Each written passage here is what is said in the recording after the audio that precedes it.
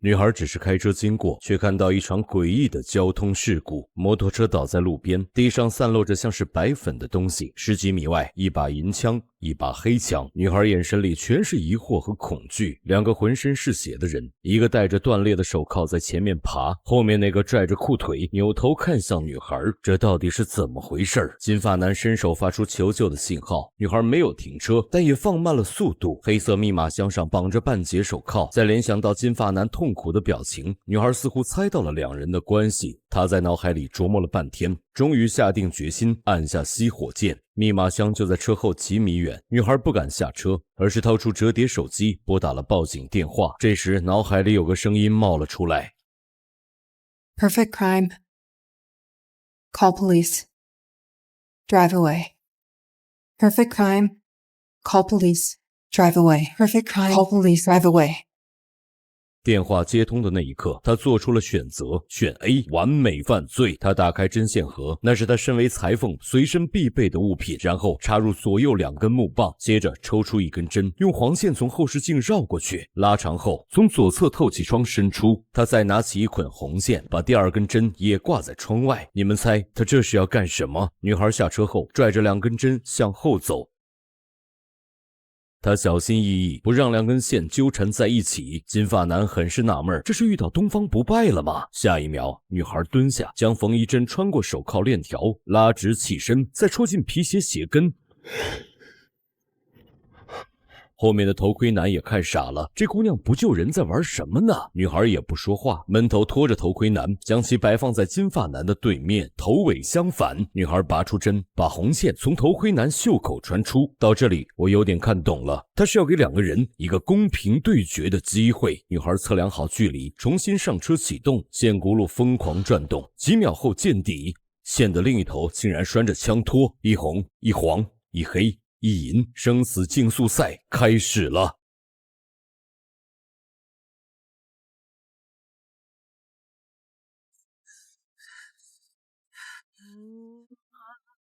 听到枪声的女孩立刻挂倒档，小车稳稳停在密码箱边上，开门，伸手拿起密码箱，可谓一气呵成。直到此时，女孩终于露出了笑容。不管密码箱里是什么，肯定是值钱的玩意儿。突然间，她脸色大变，想到了一个致命的疏忽。她还没回收缝衣针，那上面有她的名字，如果被警方发现，就死定了。可惜，她只找到了黄线的那根针，红线的那根针不见了。女孩掉头回去寻找，她用脚扒了头盔男的尸体，发现缝衣针扎在手掌肉里，悬着的心可算是能放下了。哪知针头入骨3分，她拔了半天也没拔出来。如果这时被别人撞见，后果不堪设想。女孩果断打开针线盒，拿起剪刀硬剪下去。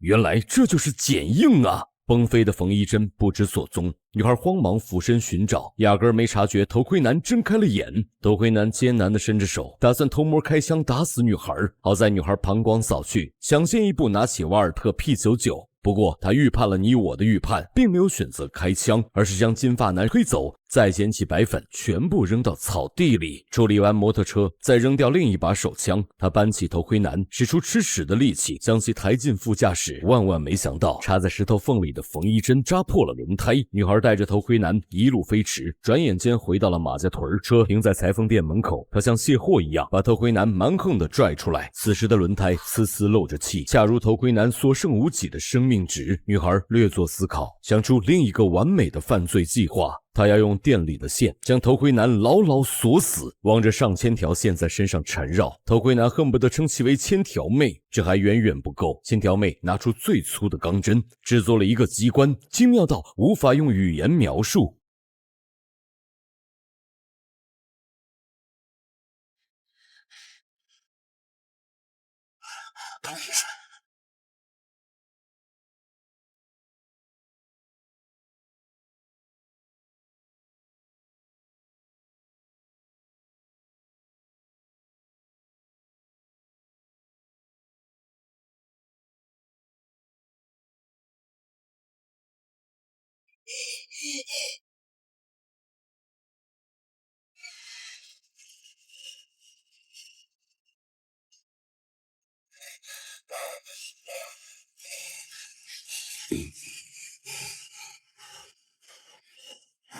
Please let me go.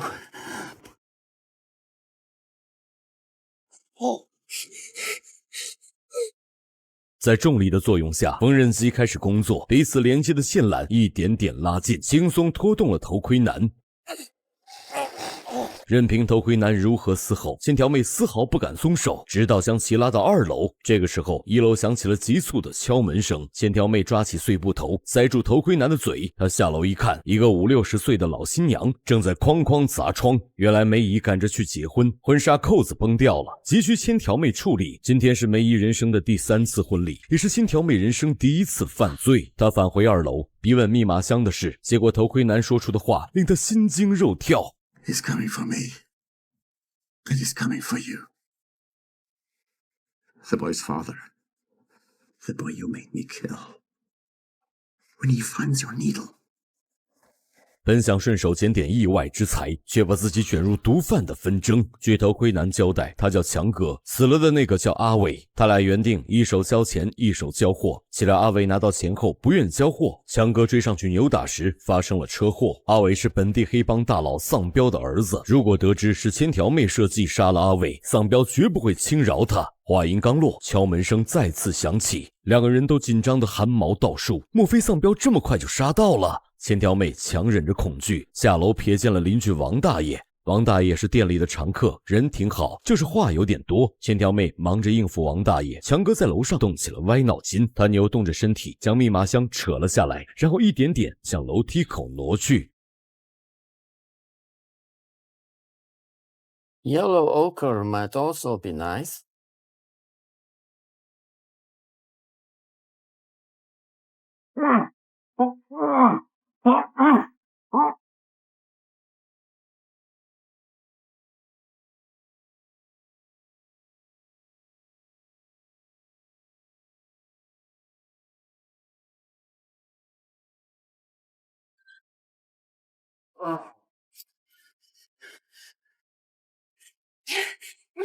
Tomorrow, right?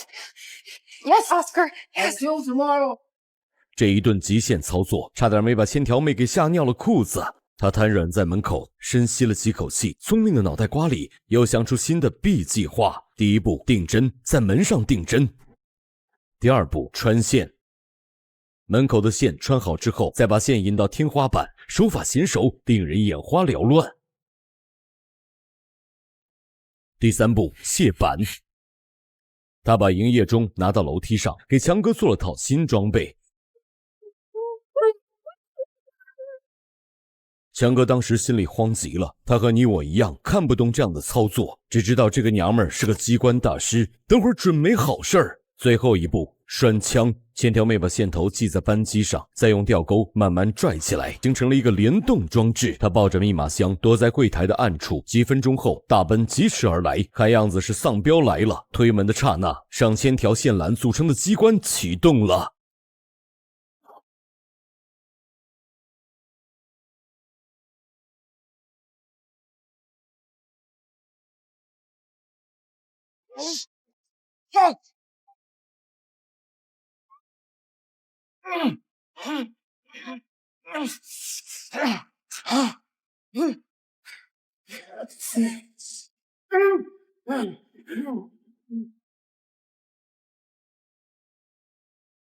等丧彪干掉强哥，还没反应过来之际，千条妹抱着密码箱就逃。丧彪见状，抓起线缆从后门追了出去。两个人跑出2里地，毕竟女人体力不支，在半山腰就被丧彪追上，远远一枪命中脚踝。丧彪扑了上去，用线缆做成凶器，死死勒住脖颈。千条妹流着眼泪，拼命挣扎了几下后，意识渐渐模糊了起来。丧彪打开密码箱，清点了里面的100万现金，满意的转身离去。处于濒死边缘的千条妹，这才后悔当初选了 A。完美犯罪，现在看来他就不是这块料。那么如果选了 B， 打电话报警，他人生的结局会不会不一样呢？让我们把时间倒回1小时，来看第2个答案。还是千条妹，还是看到一样的车祸。这次他选择了报警，但他多了个心眼，提前把密码箱藏了起来。几分钟后，70多岁的警长抵达现场。人口稀少的马家屯，他是唯一的治安警察。警长看了一眼地上的伤员，然后捡起白粉闻了闻。经验丰富的他立刻明白过来，这是毒贩交易失败的结果。既然有白粉，那么钱在哪里？想到这里，警长让千条妹打开引擎盖。千条妹试图装傻蒙混过关，可警长不依不饶，强行掀开盖板，一看里面空空如也。绕车1周后，警长发现了奥妙，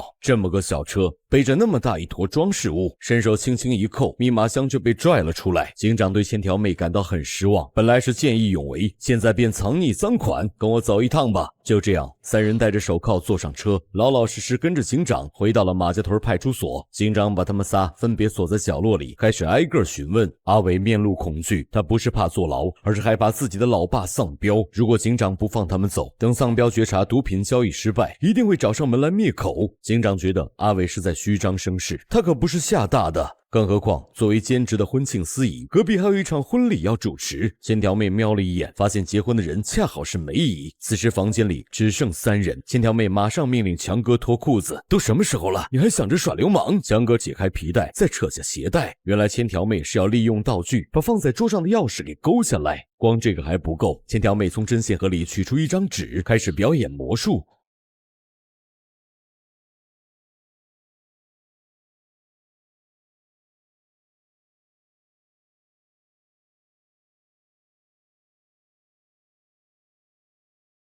一眨眼功夫，他就用缝衣针做出了一个简易的发射器。在动手行动之前，千条妹提出了交易条件：如果能逃出去，钱要55分账。强哥扔了10几次，可算把皮带甩在桌上。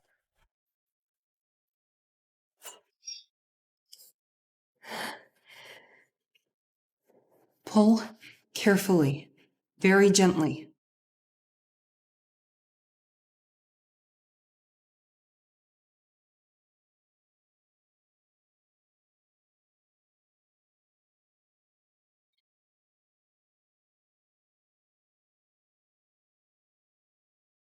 另一边的婚礼，梅姨破防了，婚纱被千条妹弄丢了一个纽扣，梅姨打算对付一下，结果曲别针崩裂，划得背后鲜血淋漓。见此情形，警长灵机一动：“大妹子，算你走运，我这里刚好有个裁缝。”说罢，警长返回办公室。听到动静的千条妹只能赶紧收手，逃亡计划宣告失败。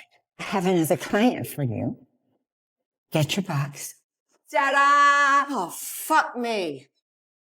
I'm a blood-soaked disaster, thanks to you. 千条妹给梅姨缝针的时候，瞥见房间里有监视器，还好刚才警长没发现，不然全完犊子。处理完婚纱，千条妹重新被锁回椅子上，警长顺手就把钥匙挂在了衣架上。随着婚礼继续进行，逃亡计划 2.0 也开始了。千条妹率先割断线缆，让监视器成了瞎子。接着轮到强哥扔皮带，有了上一次的肌肉记忆，这次皮带很快就被甩在了衣架上。千条妹含住套筒，对准皮带轻轻一吹，缝衣针正中目标。 Very carefully. Pull slowly.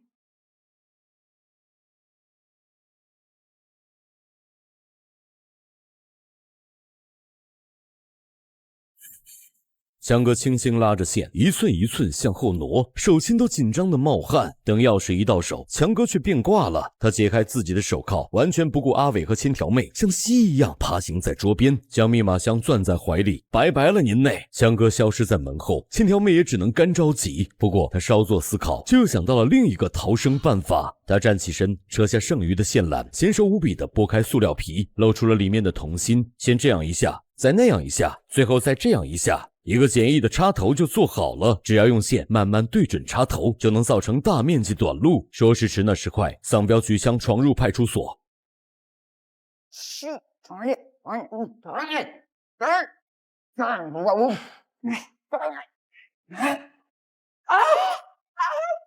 丧彪进门看到他俩，我以为千条妹是阿伟的女友，顿时火冒三丈。在丧彪看来，一个女裁缝绝对配不上黑帮世子。趁着丧彪发飙之际，警长爬到身后，看到地上的线缆，赶紧给了个眼神暗示。千条妹秒懂，这是要采取杨永信的必杀技，电死丧彪。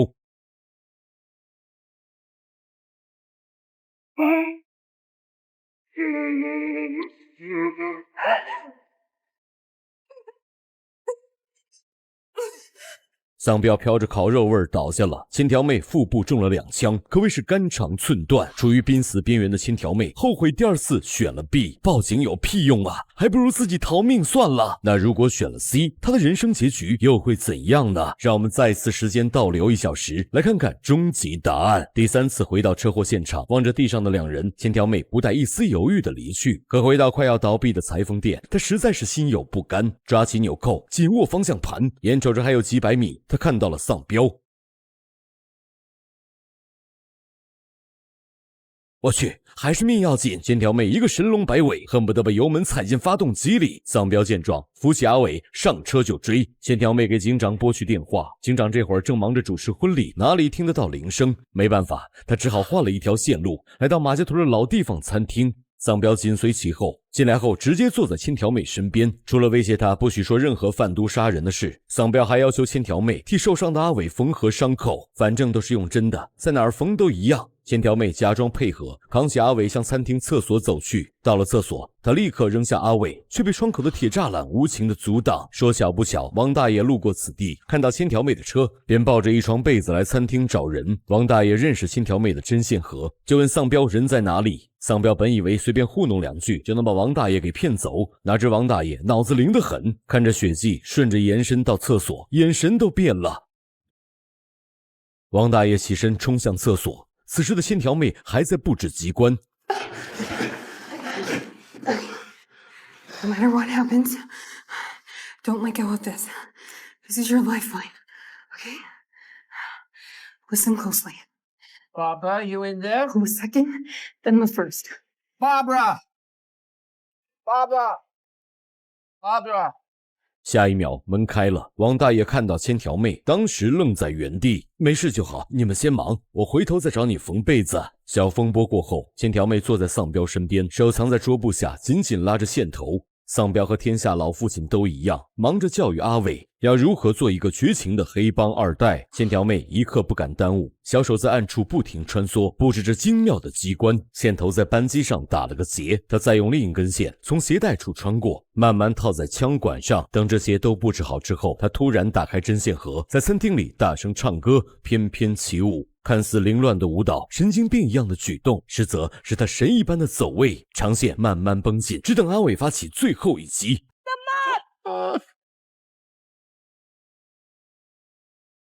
Oh, I thread the needle and fix the shuttle and put in the cloth and pull on the lever and bobbin and pedal and wheel the wheel all day.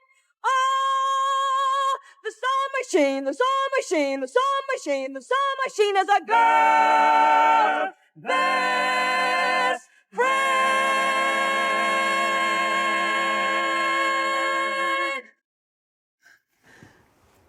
You done? 他把线筒抛给阿伟，阿伟心领神会。偏偏这个时候，婚礼结束的梅姨杀气腾腾的赶来凑热闹了。梅姨要找千条妹算账，花了钱做了婚纱，结果纽扣崩裂，搞得她不仅没了好心情，还流了一滩血。丧彪并没有阻止千条妹的离去，只是轻飘飘的告诉阿伟，等会儿他要多杀一个人了。The first kill is always the hardest. Oh, I thread the needle and fix the shuttle and put in the cloth and pull on the lever and bobbin and pedal and wheel the wheel all shit.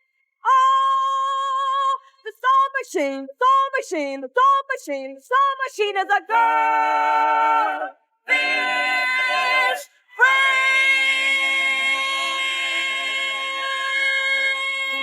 This is the end. 双发连射4枪，阿伟杀掉了亲生父亲，也杀死了心中懦弱的心魔。问题是千条妹并不满足，她还惦记着密码箱里的几百万现金呢。阿伟同样不肯放弃这笔巨款，忍着剧痛爬到餐厅外，拉开大奔的车门。此时回到裁缝店的千条妹打开密码箱，抚摸着一叠叠的100元钞票，心里那叫一个美。可惜摸到最后，她摸到了一包 C4 炸弹。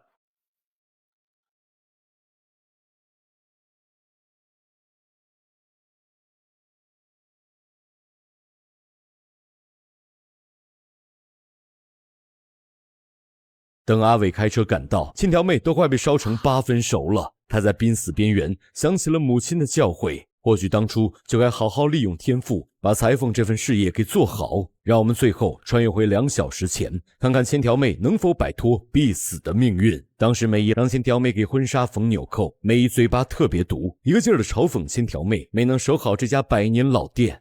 千条妹手一抖，纽扣滴溜溜滚落，差一点就掉缝里。前3次的生命中，她故意把纽扣扔掉，然后说要开车回去拿备用纽扣，为的就是让梅姨在婚礼上出糗。结果遇到了车祸。这一次，她耐心地缝好纽扣，平静地走到楼下，在人生的岔路口选择了新的方向。然后她又看到了丧彪，手里还拿着枪。千条妹害怕极了，倒不是怕死，而是害怕命运的轮回。 Where's Tamina Pass?